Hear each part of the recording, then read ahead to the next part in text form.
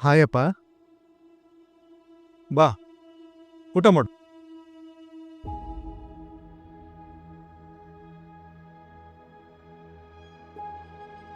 ನೋಡು, ಈ GST ತೆರಿಗೆ ಬಾಕಿಗಿಂತ ಅದರ ಬಡ್ಡಿ ಮತ್ತು ದಂಡನೆ ದುಪ್ಪಟ್ಟಾಗಿದೆ.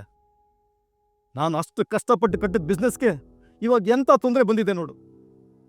ಈ ತೆರಿಗೆನ ಹೇಗ್ ಬೇಕಾದ್ರೂ ಕಟ್ಬಿಡ್ಬೋದು, ಆದ್ರೆ ಈ ಬಡ್ಡಿ ಮತ್ತು ದಂಡನ ನೆನೆಸ್ಕೊಂಡ್ರೆ ಈಗೇನಾಯ್ತು ಅಂತದ್ದು?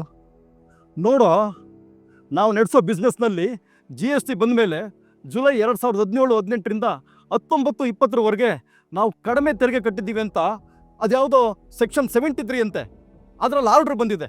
ಒಟ್ಟು 60 ಲಕ್ಷ ಕಟ್ಟಬೇಕಂತೆ. ಹಾಗೋ ಹೀಗೋ ಮಾಡಿ ತೆರಿಗೆ ಕಟ್ಬಿಡ್ಬೋದು, ಆದ್ರೆ ಈ ಬಡ್ಡಿ ಮತ್ತು ದಂಡನ ಹೇಗಪ್ಪ ಕಟ್ಟೋದು? ನನಗಂತೂ ದಿಕ್ಕೆ ತೋಚ್ತಾ ಇಲ್ಲ. ಅಯ್ಯೋ, ಇಷ್ಟಕ್ಕೆ ಇಷ್ಟೊಂದು ತಲೆ ಕೆಡಿಸ್ಕೊಂಡಿದ್ದೀರಾ? ನಿನ್ನೆ ವೆಬ್ ಸರ್ಚ್ ಮಾಡ್ತಿದ್ದಾಗ ನಂಗೊಂದು ವಿಷಯ ಗಮನಕ್ಕೆ ಬಂತು. ನಾನೇ ನಿಮ್ಗೆ ಅದನ್ನು ಹೇಳೋಣ ಅಂತಿದ್ದೆ. ಈಗ GST ಅಮ್ನೆಸ್ಟಿ ಯೋಜನೆ ಬಂದಿದೆ, ಅದನ್ನ ಸರ್ಕಾರ ಜಾರಿಗೆ ತಂದಿದೆ. GST ಅಮ್ನೆಸ್ಟಿ ಯೋಜನೆನಾ? ಏನು ಹಾಗಂದ್ರೆ?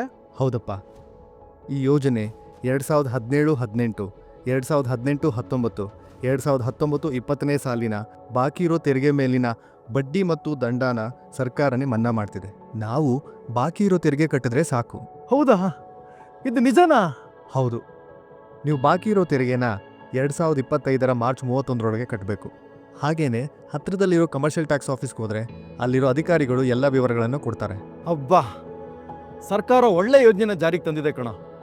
ನಮ್ಮಂಥವ್ರು ಬಿಸ್ನೆಸ್ ನಡೆಸ್ಕೊಂಡು ಹೋಗೋದಕ್ಕೆ ಇದು ಅನುಕೂಲಕರವಾದ ಯೋಜನೆ. ನಾಳೆನೆ ಹತ್ತಿರದ ವಾಣಿಜ್ಯ ತೆರಿಗೆ ಕಚೇರಿಗೆ ಹೋಗಿ ಮಾಹಿತಿ ಪಡೆದು ಇದಕ್ಕೆ ಆನ್ಲೈನಲ್ಲಿ ಅರ್ಜಿ ಸಲ್ಲಿಸ್ತೀನಿ. ಈಗ ಸಮಾಧಾನ ಆಯ್ತಾ? ನನಗೆ ಊಟ ಮಾಡ್ಬೋದು ತಾನೆ? ಮಾಡಪ್ಪ. GST ಅಮ್ನೆಸ್ಟಿ ಸ್ಕೀಮ್ ವರ್ತಕ ಸ್ನೇಹಿ ಯೋಜನೆಯಾಗಿದೆ.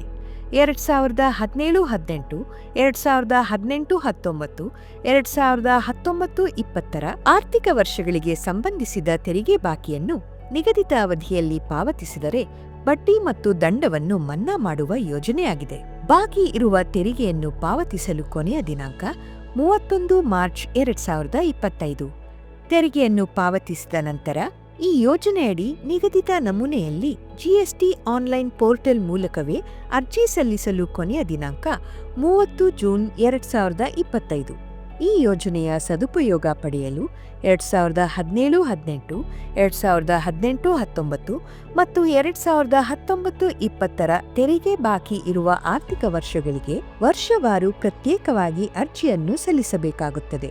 ಈ ಸಂಬಂಧ ವರ್ತಕರು ಇಲಾಖೆಯ GST ಪೋರ್ಟಲ್ ಅಥವಾ ಇಮೇಲ್ ಅಥವಾ ಅಂಚೆಯ ಮೂಲಕ ನೀಡಲಾಗಿರುವ ನೋಟಿಸ್ ಅಥವಾ ಆದೇಶಗಳನ್ನು ಪರಿಶೀಲಿಸಿ ಈ ಯೋಜನೆಯ ಸದುಪಯೋಗವನ್ನು ಪಡೆದುಕೊಳ್ಳಬಹುದಾಗಿದೆ.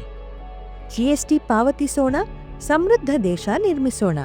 ಸದಾ ನಿಮ್ಮ ಸೇವೆಯಲ್ಲಿ ಕರ್ನಾಟಕ ವಾಣಿಜ್ಯ ತೆರಿಗೆಗಳ ಇಲಾಖೆ.